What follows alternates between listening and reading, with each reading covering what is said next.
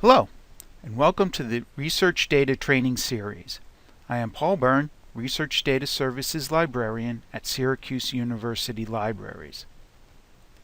What this series will cover is how to plan your research, what you need to think about before starting your project, working with variables, the basics of manipulating, naming, and documenting variables,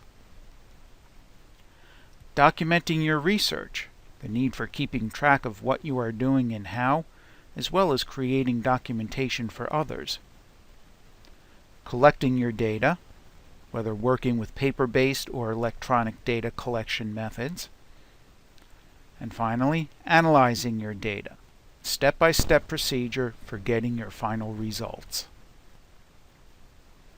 First, a little about the series. The videos are intended as a whole, but can be watched individually, so we suggest you watch all the videos in order first, then come back as necessary for refreshers. One thing you should bear in mind is that the research process, especially the planning part, is not necessarily a linear process. Changes in one part of the plan may necessitate changes in previous parts. This is why planning is very important, because once you have actually started the project, it may be very difficult, if not impossible, to make changes to what came before. You'll also notice that several themes are repeated throughout this series. That is because important things bear repeating, and some things need to be done throughout the project. Some other things may seem very obvious.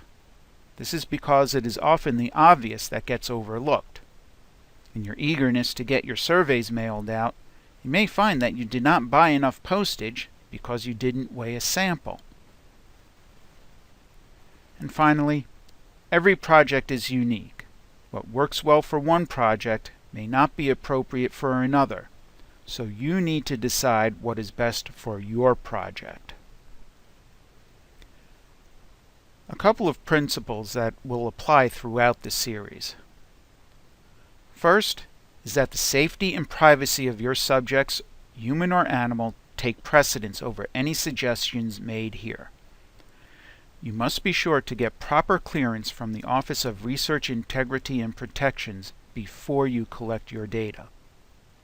Also, the legal requirements of publishing your data or using secondary data also take precedence over any suggestions made in this series. Be sure that you have read and comply with all the terms of use for any secondary data or other materials, and be sure also to properly cite secondary data and other materials. Here's where you can get some more help. The Research Data Services webpage, Research Data Services email address, and the Syracuse University Libraries Research Guides homepage.